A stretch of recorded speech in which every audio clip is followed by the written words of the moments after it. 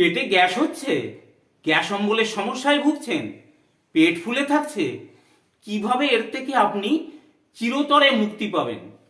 বর্তমানে গ্যাস এবং অ্যাসিডিটির সমস্যা একটি কমন সমস্যা। ভুল খাদ্য এবং ভুল খাদ্যাভ্যাস এর প্রধান কারণ। যে সমস্ত মানুষেরা কার্বোনেটেড পানীয় বা সোডা ওয়াটার, কোল্ড ড্রিঙ্কস পান করে থাকেন, সেগুলিতে সাময়িক উপশম হয় বটে, দীর্ঘদিন একভাবে খেলে সমস্যা দেখা দিতে পারে। বেশ কিছু ক্রুসিফেরাস ভেজিটেবলস রয়েছে, যেমন ফুলকপি, বাঁধাকপি, ব্রোকলি, মূলো। এই খাদ্যগুলো পেটে গ্যাস তৈরি করতে পারে যদি আপনি এগুলো বেশি করে করে খান। কারণ এই খাবারগুলির মধ্যে রয়েছে সালফার কম্পাউন্ড। এছাড়াও এই খাবারগুলিতে থাকে রেভিনোজ নামে এক বিশেষ ধরনের কম্পাউন্ড, যা পেটের মধ্যে থাকা ভালো ব্যাকটেরিয়াগুলোকে, প্রোবায়োটিক্সগুলি ফার্মেন্টেড করে প্রচুর পরিমাণে গ্যাস উৎপন্ন করতে পারে। এছাড়াও পেঁয়াজ এবং রসুনের মধ্যে প্রচুর পরিমাণে সালফার কম্পাউন্ড থাকে, যা পেটে গ্যাস তৈরি করতে পারে। এনজাইমের ঘাটতি থাকলে এবং পাকস্থলীর ওয়াল থেকে কম পরিমাণ HCl বা হাইড্রোক্লোরিক অ্যাসিড সিক্রেশন হলে পেটে গ্যাস তৈরি হবে। কারণ পাকস্থলীতে কম হজম হওয়া খাদ্য অন্ত্রে প্রবেশ করে, ফলে অন্ত্রে থাকা ভালো ব্যাকটেরিয়াগুলো ফার্মেন্টেড করে গ্যাস এবং অম্বল তৈরি করে। বেশিরভাগ বয়স্ক মানুষদের মধ্যে এটি খুব বেশি দেখা যায়। দীর্ঘদিন অ্যান্টাসিড খেতে থাকলে এবং লিভার দুর্বল হলেও এই সমস্যা বাড়তে পারে। মানসিক সমস্যার কারণেও গ্যাস অম্বল বাড়তে পারে। এই মানসিক সমস্যা সরাসরি গাট হেলথের উপর প্রভাব ফেলে, যাকে চিকিৎসা বিজ্ঞানের ভাষায় বলা হয় গাট ব্রেইন অ্যাক্সিস। স্ট্রেস, অ্যাংজাইটি এবং মানসিক চাপ আমাদের ভেগাস নার্ভকে দুর্বল করে, ফলে হজম ক্ষমতা কমে যায়, খাবার ফার্মেন্টেড হয়, গ্যাস অম্বল বেড়ে যায়।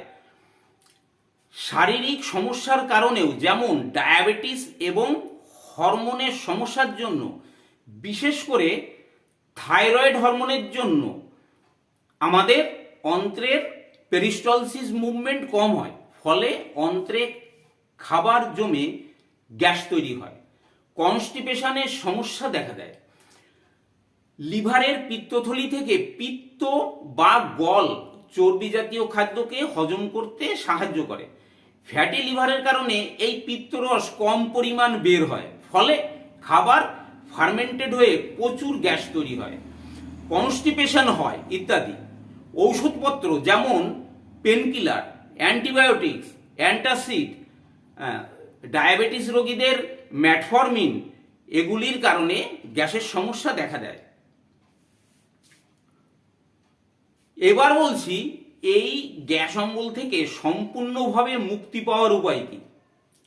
খালি পেটে কখনোই চা, কফি ইত্যাদি পান করা যাবে না, কারণ চায়ে এবং কফিতে থাকা ট্যানিন এবং ক্যাফিন আমাদের মস্তিষ্ক এবং ভেগাস নার্ভকে উত্তেজিত করে, ফলে HCl বা হাইড্রোক্লোরিক অ্যাসিডের সিক্রেশন বেড়ে যায়, তাই গ্যাস অম্বল অনেক বেড়ে যায়।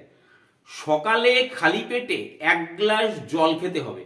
উষ্ণ গরম জলও খেতে পারেন, সেটা আরো ভালো। এতে আমাদের পেটে জমে থাকা অ্যাসিড এবং খাদ্যের অবশিষ্টাংশ ইউরিন বা মূত্রের সঙ্গে শরীর থেকে বের হয়ে যায়। ডিহাইড্রেশন হতে দেয় না, পাকস্থলীর pH ঠিক থাকে এবং গাটের স্বাস্থ্য ভালো থাকে। অ্যালকালাইন খাবার বেশি খেতে হবে, যেমন 80% অ্যালকালাইন খাবার এবং 20% অ্যাসিডিক খাবার। অ্যালকালাইন যুক্ত খাবার আমাদের স্টমাকের pH লেভেলকে নর্মাল রাখে, যা আমাদের গ্যাস অম্বলের হাত থেকে বাঁচায়। বেশিরভাগ উদ্ভিদ জগৎ থেকে পাওয়া খাদ্য খাবার অ্যালকালাইন ফুড, যেমন শাকসবজি, বাদাম, বিভিন্ন ফল, সব রকম বাদাম, বিভিন্ন ফল, বিন, মটরশুঁটি ইত্যাদি আরও অনেক আছে। বেশিরভাগ প্রাণী জগৎ থেকে আসা খাদ্য খাবারগুলি অ্যাসিডিক ফুড, যেমন মাছ, মাংস, ডিম, দুধ ইত্যাদি আরও অনেক।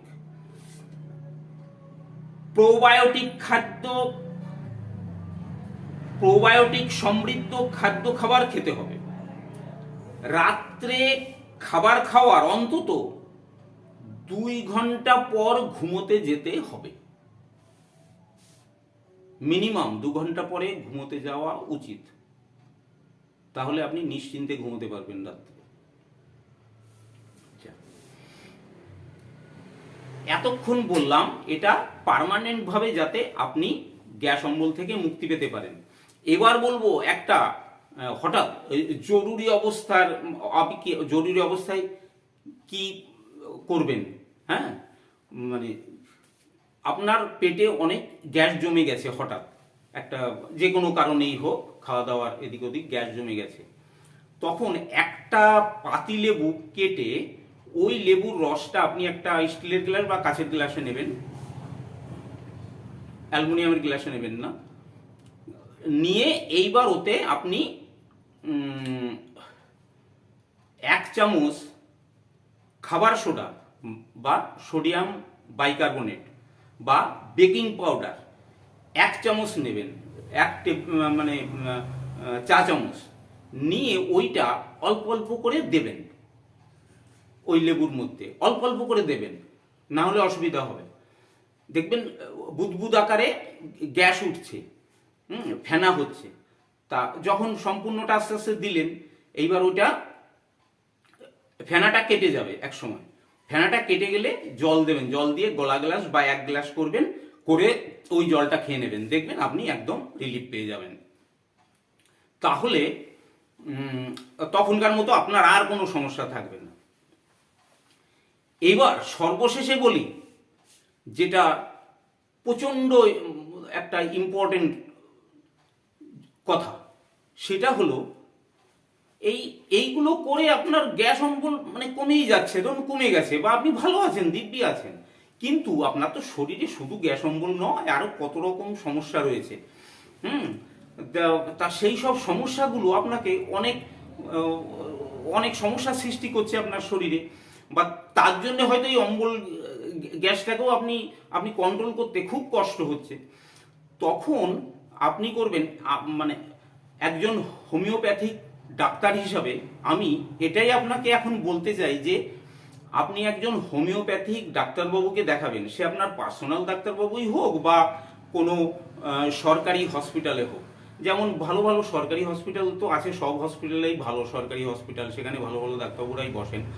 যেমন আমি একটার কথা বলতে পারি, সেটা হলো ওই মানে NIH সল্টলেক সেক্টর 2-তে ন্যাশনাল ইনস্টিটিউট অফ হোমিওপ্যাথি। তা আপনি ওইখানে দেখালেন বা অন্য যে কোনো জায়গায় দেখাবেন, তাতে হবে কি, ওই ডাক্তারবাবু আপনার কনস্টিটিউশনাল ট্রিটমেন্ট করবেন।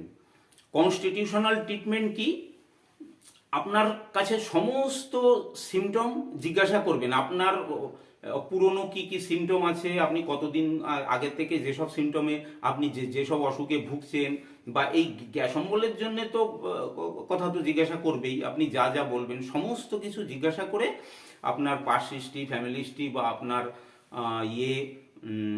মানে আগে কি কি অসুখে ভুগেছেন সমস্ত কিছু জিজ্ঞাসা করে আপনাকে একটা ওষুধ সিলেকশন করে দেবেন, বা আপনি কিছুদিন ডাক্তারবাবুর সঙ্গে যোগাযোগ করবেন, দেখবেন আপনার এই মানে এর সঙ্গে সঙ্গে সমস্ত ভালো হবে, দেখবেন গ্যাসটাও আর একদমই নেই।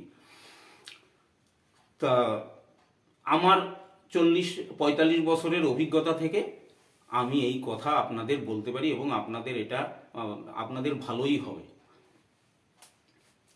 এই বলে আমি শেষ করছি। আচ্ছা, এবার যে বা যিনি আমার এই ভিডিওটা আপনারা যেখান থেকেই দেখছেন, সবাই ভালো থাকুন, সুস্থ থাকুন, এই কামনা করেই এখন আমি ভিডিওটা শেষ করছি।